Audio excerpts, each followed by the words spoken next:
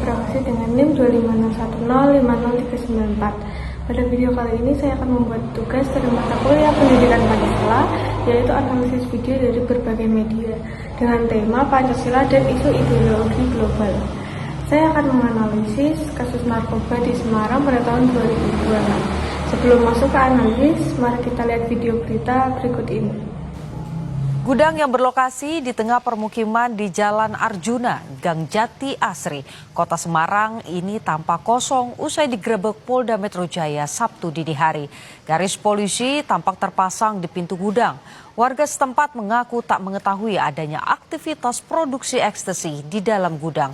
Terlebih selama ini gudang itu dijadikan warga sebagai tempat senam dan mencacah pakan ternak. Warga memprediksi pelaku memanfaatkan momen mudik Lebaran untuk memasukkan alat produksi ekstasi hingga tak ketahuan oleh warga. Itu dari Polda Metro Jaya langsung datang ke tempat lokasi. Terus ternyata udah janjian sama orang Cina kayaknya si Joni. Dari pihak Metro Jaya itu tanya namanya si Joni. Terus dari pihak keluarga tidak ada yang kenal. Ternyata si Joni atau orang Cina itu udah ada di dalam. Aktivitasnya sehari-hari juga tidak ada orang yang terlihat tahu lantang gitu. Bisa jadi waktu kondisi itu kondisi materialnya atau bahan mesinnya masuk pada waktu yang warga juga mudik, Pak. Ya, ternyata warga juga mudik. Kasus pembongkaran laboratorium narkotika di Semarang menunjukkan adanya ancaman ideologi global yang bertentangan dengan nilai-nilai Pancasila. Dalam berita tersebut, Polda Metro Jaya berhasil mengungkap pabrik narkotika jenis Zenit berskala besar yang menyasar remaja dan pekerja sebagai target utama.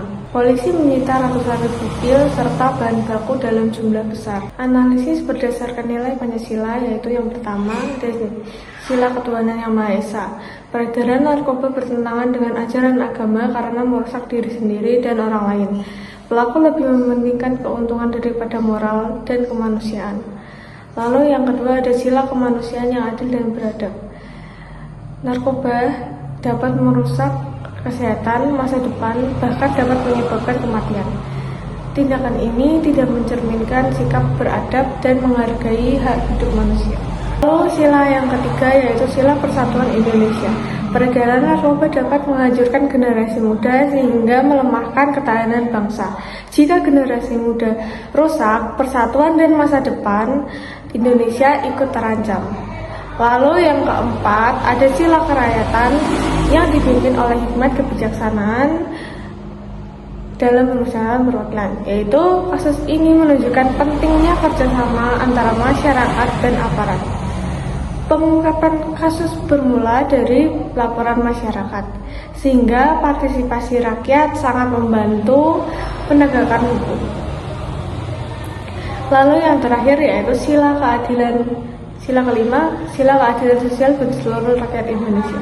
Peredaran narkoba menciptakan keresahan sosial dan merugikan masyarakat luas. Pendidikan tegas itu sangat diperlukan agar tercipta keamanan dan keadilan bagi masyarakat.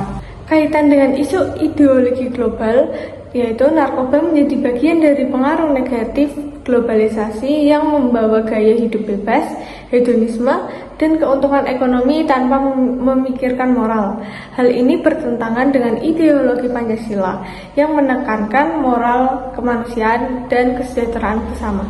Karena itu, masyarakat perlu memperkuat nilai Pancasila agar tidak mudah terpengaruh budaya negatif dari luar.